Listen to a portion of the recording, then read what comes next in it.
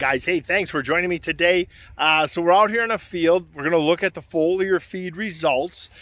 History of this field is it's very tough. We haven't had it for very long. It has no soil structure. It has no soil health. It has no soil fertility. This is one of them fields that we're not looking at like, hey, you know, how can we save some nutrient management dollars? This is the field as to how can we use strip till and foliar feeding help us get the best crop we can to allow us some money to reinvest in this soil to get this field up and running. And a field like this, we're gonna have to use the commercial systems. We're gonna have to buy P&K from uptown to build this field up a little bit to kind of jumpstart this field as we incorporate soil health.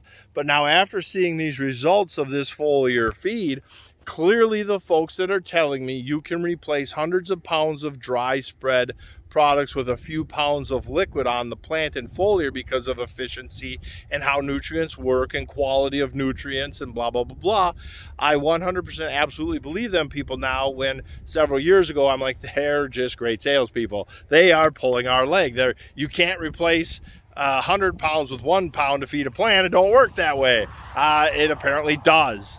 And so now that we can see how well a foliar feed can work and what a powerful tool it can be to get this field up and running, I think next year this fall we need to strip it, get some P&K out here, and then next year let's be sap testing and foliar feeding a whole lot more often, maybe Y dropping and side dressing our macronutrients in a more higher quality, better fertilizer kind of deal. Enough suspense around, and kaboom.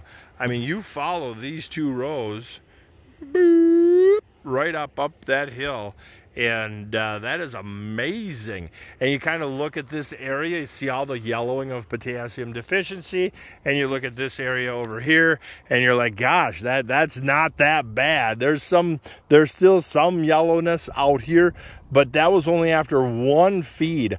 Imagine if we would have been out here a month earlier testing and feeding, and then, you know, several weeks later, let's pull another test. Oh, we're still a little low on potassium. Let's get another, you know, round of potassium. Let's go pick up some more.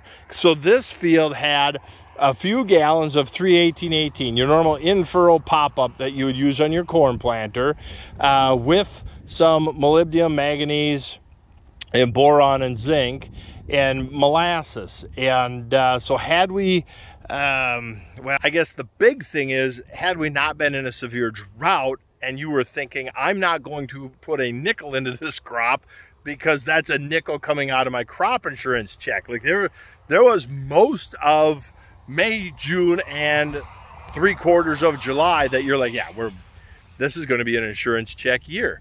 And at the end of July, coming into August, we got several inches of rain, and these crops absolutely 100% turned around, shocked me, stunned me, impressed me as to how they are alive. How are we even doing this? And now we're excited because this field this year has the potential to be the best field I've had, best soybean crop I've had off of this field since we took it over. And a big part of it is thanks to getting out here and learning how to do a foliar feed. But we did it on a 150-year drought kind of thing. Like, this is goofy. And so, yeah. So I'm really excited. I think this field needs a couple years of corn on corn to really get a lot of residue going, some life going, nutrient recycling going, and it's going to need some P&K through that strip till to try and build the soil. And we're going to have to do a lot of cover crops, on this field to really help kickstart that soil life and soil health in play. The local agronomist, he's a good guy. He's you know, it's not often you find local agronomists or agronomists in general that are trying to learn the balance of soil health and the retail side. And so it's refreshing to find some open-minded people like, you know what, we don't give a crap how you use the 28% nitrogen. We're just thankful you bought it from us. Like, knock yourself out, buddy. And them are the people I enjoy. So he was out here and he says, hold on now, you've got a pattern. You've got yellow, then you've got green, then you've got yellow, then you've got green, then you've got some yellow, green, and you can see it. Boop, boop. And on every pass, boop, boop. The pattern of the yellowing follows the lay of the land and how water would move and stuff like that. But the fact that these 12 rows go and then ramp up a little bit is the strip till bar. So in the strip, we put potassium in the strip on this field, believe it or not, and we still ended up with deficiency because we were so dry that the potassium that is literally being bumped into by the roots cannot be available because it was just so dry. So when I come out of the headland with the strip till cart, I'm coming in about, several rows back, it clicks the cart on and I drop the toolbar and drive. But by the time them augers turn on and blow that fertilizer through the tubes and around the tubes and out to the row unit, apparently I'm that far because it's fairly consistent to that distance. And so next year on the strip till cart, I'll have to play around with my look aheads and jump that up a second or two. So while I'm turning back here, that strip till turns on back here.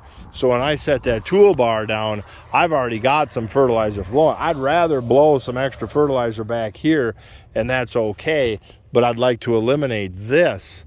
And so just little things we need to keep fine-tuning in our system to keep getting better. Now I think if somebody says, well, make sure you do a yield check, like really? Do you really think? Let's just kind of look, pods filling right to the top of the plant and all the way down the plant, there's just pods everywhere. I don't think that we're going to have the grain cart overly calibrated. And so I am just tickled pink. I hate to be geeking out on you guys about this, but this just really makes my day. It really makes my day that this foliar feed worked this good. Seeing how good it worked, we can move forward next year, and maybe on a field like this, maybe we're in corn, maybe we're doing 2 or 3 passes before we can't, just to make sure all them little needs are met, whether it's a foliar or a side dress. And this gives me a lot of hope for improving. I know I always say yield doesn't matter, but I think this is an opportunity to really up our game a little bit and really get a whole lot more bang for buck out of our nutrient dollars. And so I paid for this field. I rented each acre, and so it'd be pretty cool that if I didn't have to buy the production, but if I was able to manage increased production, that's where our profits are going to really come in. And so I'm starting to get excited for the future here, guys. I ain't gonna lie, I've had some tough years here, and I need to start getting some wins. And I think this year we're starting to see some wins. Row crop cultivate. I was hoping we would have had more rains and it would have melted the soil back into place. That's the first time this soil on this field has been moved 30 years.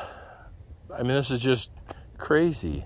And I know that sounds stupid, but I think this field needs a good field cultivator pass.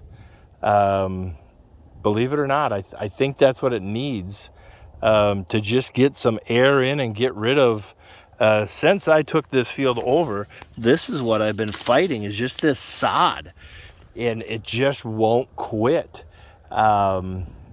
And so it looks a million times better after I row crop cultivated, and I'm much happier to do that instead of herbicide. So I think we give this field a field cultivator behind the soybeans, and then get some cover crops on it, and then go into corn and put a lot more cover crops into that corn and not bring in much chemical.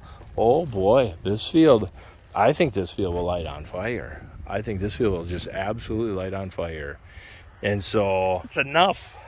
That's enough. Yip yap. And I'm going to thank you guys very much for joining me today. And I'm going to go home and we're going to grill some burgers.